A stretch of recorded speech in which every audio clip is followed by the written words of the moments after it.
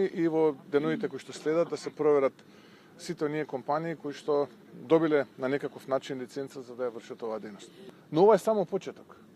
Ова е само почеток од тоа што го имаме како индици, но и од тоа кое што Министерството за внатрешни работи го врши во истрагата, одредени телефони, одредени разговори и така натаму друг тип на докази, работата ќе биде многу поголема. Не би се изненадил кога дојдеме и до 100 тони на запленет цвет од канабис.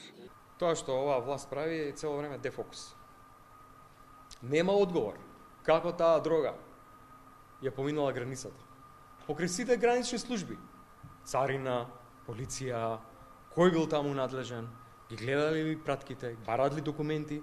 Тоа се 3 камиони, шлепери, 4, колку се тие за да помине 5 тона дрога. Се што се прави, некој ако нека се испита ова што го испитуваат, волку запленивме толку, нека се види што е апсолутно, ако има криминал, секој еден да одговара. Ама сето тоа се прави за дефокус. Никој не одговара од власта на главното прашање, како 5 тона дрога завршили у Србија. Тоа е главното прашање.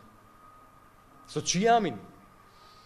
Кој затворил очи на царина и во полиција? Тоа се прашањата на кои што власта треба да одговори. Ама ние сме сведоци дека се е дефокус.